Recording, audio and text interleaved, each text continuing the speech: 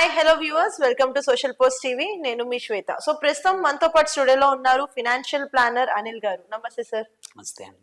So coming to EMIs, మొత్తం ప్రపంచంలో 99.9% people కి ఈఎంఐస్ తో బాధపడుతున్నారు. Actually we're swimming in that చెప్పాలి అంటే. సో ఈ ఈఎంఐలు అనేది అసలు ఎవరికి అవసరం? ఒకవేళ ఈఎంఐలో స్టక్ అయిపోయిన వాళ్ళు బయటికి రావాలంటే ఏం చేయాలి? ఇప్పుడు ఏంటంటే అదొక ఏమంటారు బర్నింగ్ టాపిక్ అయిపోయింది ప్రతి ఒక్కరికి కూడా. ఎగ్జాక్ట్లీ. ఇట్స్ ఏమంటారు సైకిల్ డిఫికల్ట్ టు కమ్అట్. జనరల్గా బయటికి రావాలంటే ఒక రకమైన కష్టం అనమాట ఈ దీంట్లోంచి.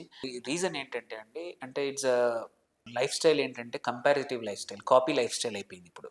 So you try to copy somebody, అంటే వేరే వాళ్ళ లైఫ్ స్టైల్ని మనము కాపీ చేయడానికి ట్రై చేస్తూ ఉన్నాం. సో ఈవెన్ అడ్వర్టైజ్మెంట్స్, సొసైటీ కానీ లైఫ్ స్టైల్ కూడా అందరిది ఇలాగే మారిపోయింది. ఏంటి నువ్వు, నీ దగ్గర కార్ లేదా ఏంటి, నీ దగ్గర బైక్ లేదా ఏంటి, నీ దగ్గర ఈ ఫోన్ లేదా. సో అని ఈవెన్ పిల్లలు కూడా స్కూల్కి వెళ్ళేసి వచ్చాక వాళ్ళు అక్కడికి వెళ్తున్నారు, వాళ్ళు టూర్కి గోవాకి వెళ్తున్నారు, కాశ్మీర్ వెళ్తున్నారు, లేకపోతే కొంచెం ఇంటర్నేషనల్ స్కూల్ పిల్లలు అయితే వాళ్ళు దుబాయ్ వెళ్తున్నారు, సింగపూర్ వెళ్తున్నారు, మనం వెళ్ళొద్దా. So it's all copying of culture ఎక్కువైపోయింది. అండ్ ఏంటంటే ఇట్లా అయినప్పుడు ఏమవుతుందంటే అంటే అఫోర్డబిలిటీ అనేది పోయింది. ఇంతకుముందు ఏంటంటే మనము ఒక బడ్జెట్ అనేది ఉండేది, ఫైనాన్షియల్ బడ్జెట్. వచ్చే నాకు 100 రూపాయలు వస్తున్నాయి, నాకు 100 రూపాయలు వస్తే ఒక 25 to 30%, 20-30 రూపాయలు నేను వాడను, ఫ్యూచర్ సేవింగ్స్ కోసం ఖర్చు పెడతాను. ఒక 30-40% నా నెసెసిటీస్ కోసం, కుడ్ బి ఫీజు, ఇల్లు గడవడానికి, మన ఆఫీస్ నుంచి వచ్చే కమ్యూట్ కానీ. సో మనం ఇవన్నీ 30-40%లోనే లిమిట్ పెట్టుకునే వాళ్ళం. సో 40% అక్కడ పోయింది, ఒక 25-30% ఇక్కడ పోయింది. మిగిలినవి ఉన్నాయి కదా, వాటిని వాంట్స్ కోసం, ఇట్లాంటి మన ఈ కోరికలు ఏవైనా సరే, వాంట్స్ కూడా మంచి బట్టలే అనుకోండి, సినిమాలకు అనుకోండి, రెస్టారెంట్స్కి అనుకోండి, హాలిడేస్ కోసం కానీ, ఇలా బడ్జెట్ వేసుకొని ఎవరైతే యాక్చువల్లీ ఏమైందంటే చాలా కల్చర్లో మీరు చూస్తే లాస్ట్ 10 yearsలో ఈ బడ్జెట్ వేసుకొని బతికే వాళ్ళని చిన్న చూపు చూడడం మొదలుపెట్టారు. అదేదో no, but actually that makes sense అంటారు, ఏదో అన్ని పొద్దు పేసెస్ మీద వేసుకుని పోతారము, చాలా మాటలు అంటారు వాళ్ళని. కానీ నిజంగా వాళ్ళు వాళ్ళ నెక్స్ట్ జనరేషన్ వాళ్ళే హ్యాపీగా ఉంటారు దట్ ప్లానింగ్ వల్ల. అంటే planning is boring, budget is boring. But budget stick అయి ఉండడం అనేది బోరింగ్ ఉన్న లాంగ్ టర్మ్లో ఇట్ మేక్స్ సెన్స్. సో అది అవ్వకపోవడం వల్ల ఏమవుతుందంటే, నువ్వు ఒకటి ఇన్ఫ్లేషన్ పెరిగిపోయింది, దెర్ ఇస్ నో డినయల్. ఏమంటారు, బయట ఏవైనా సరే పెరిగిపోయాయి. అండ్ ఎక్స్పెక్టేషన్స్ ఫ్రమ్ ప్రతి ఒక్కరికి. ఇప్పుడు మనము ఇంట్లో పని మనిషి పని చేస్తూ ఉంది, ఆవిడ దగ్గర ఫోన్ లేదనుకో, ఫోన్ లేకపోతే ఎట్లా కాంటాక్ట్ చేయాలమ్మా అని చెప్పి మనమే అంటాం. సో ఆవిడకి వచ్చే 3,000, మనం ఇంట్లోంచి వచ్చే 2,000, 3,000, 4,000 మనం ఇచ్చేది, తను వెళ్ళి ఒక 6,000-7,000 పెట్టి ఒక ఫోన్ కొనాలి. So for her it's an expenditure. So there are forced. మనం కూడా ఆఫీస్లో కూడా ఏమంటారు, మనము ఇచ్చే అప్లికేషన్స్ వీటి కోసం చిన్న ఫోన్ కొంటే సరిపోదు, ఓ 15,000, 20,000, 25,000 పెట్టాలి compulsory. So it's forced on you. And ఆఫీస్కి టైంకి రావాలి. మన ఆఫీస్ ఏమో ఎక్కడ పాష్ ఏరియాలో ఉంది, మన ఇల్లేమో రెంట్ తక్కువ ఉంది, ఎక్కడో ఉన్నాం, దానికోసం బైక్ కావాలి. సో ఈ ఖర్చులు అనేవి forced on us. So but still ఏంటంటే, బికాస్ ఆఫ్ దిస్ ఈ సొసైటీ ప్రెషర్ కానీ, పియర్ ప్రెషర్ కానీ, ఫస్ట్ థింగ్ దాన్ని ఓవర్కమ్ ఎవరైతే చేసి బడ్జెట్ చేసుకుంటే, ఫస్ట్ థింగ్ ఈఎంఐలు అంటే తక్కువ చేసుకోవడం తర్వాత, ఫస్ట్ థింగ్ ఏంటంటే ఆ లెవెల్కి రావాలి, ఈఎంఐలు తగ్గించుకోవాలి అంటే ఫస్ట్ దీని నుంచి బయటకు వచ్చేసి బడ్జెట్లో బతకడం అనేది ఫస్ట్ చాలా. So once you come in to that, అక్కడ నుంచి కొంచెం సేవింగ్స్తో ఎగ్జిస్టింగ్ ఈఎంఐస్ని క్లోజ్ చేసుకొని కుదిరినంత వరకు సేవ్ బై. నా ఎక్స్పీరియన్స్లో లాస్ట్ 10, ఈవెన్ కరెంట్లీ కూడా ఎవరైతే సేవ్ చేసి ఫుల్ ప్లెజ్గా ఈఎంఐ లేకుండా కొంటారో, they usually they are very happy. And they also get good product. డబ్బులు ఉన్నాయి, డిస్కౌంట్ కూడా ఎక్కువ వస్తుంది. ఓకే. అండ్ ఆ కల్చర్ ఒకసారి ఇంబైబ్. అందుకే చిన్నపిల్లలకి ఈఎంఐలకు ఫస్ట్ ఈ సైకిల్లో పడవద్దు అంటే, అయినంత వరకు ఈ కల్చర్కి ఎంత దూరంగా ఉంటే, నువ్వు 20s, 30s, 40s ఎంత దూరంగా ఉంటే దెర్ ఈస్ హై ఛాన్స్ నువ్వు అలాగే ఉండగలుగుతావు. బట్ ఏంటంటే ఇప్పుడు స్టూడెంట్ ఏజ్ నుంచే బైక్ అండ్ యాప్స్ ద్వారా లోన్స్ ఇస్తున్నారు. That is the major issue. Even college students కూడా యాప్ ద్వారా 5,000, 10,000 ఏమీ ఎటువంటి కేవైసీ లేకుండా లోన్స్ ఇస్తూ ఉన్నారు. ఆ లోన్ తీర్చడానికి బికాజ్ వాళ్ళకి ఇన్కమ్ లేదు, ఇంకొక loan.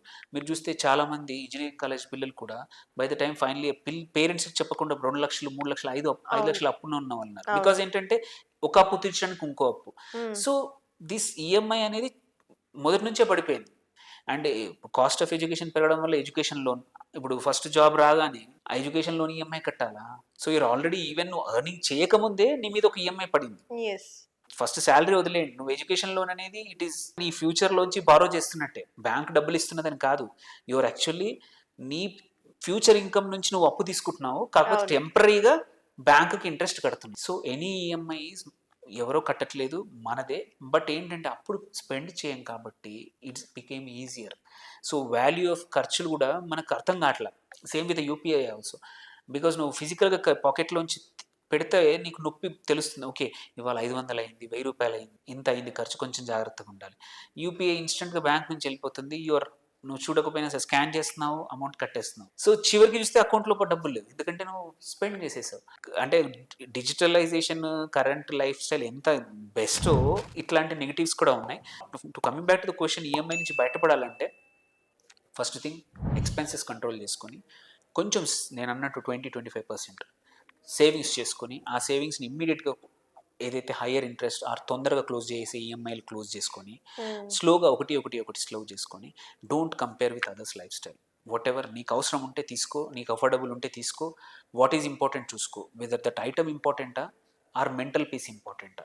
If for you that a important అయితే బాధపడు, లేదు మెంటల్ పీసే ఇంపార్టెంట్ అంటే save, be happy with what you have. అదే చెప్తున్నాను. I think it will take some time.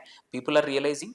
చాలామంది ఇప్పుడు సేవ్ చేసే కొందామనే, అంటే ఒకసారి 2 సార్లు అనుభవించాక వస్తుంది. బట్ స్టిల్ ఆ ట్రాప్లో పడకుండా ఎన్ని రోజులు అవాయిడ్ చేయగలిగితే అంత మంచిది.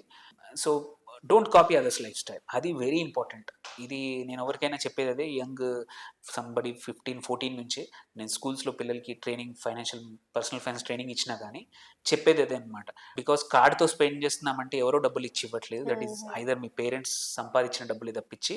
బికాస్ వాళ్ళకి ఏంటంటే కార్డ్ స్వైప్ చేస్తే సరిపోతుంది అని అంతే తెలుసు వాళ్ళకి. Exactly. So this and call కొంచెం కష్టపడాల్సి వస్తుంది ఇట్లాంటివి.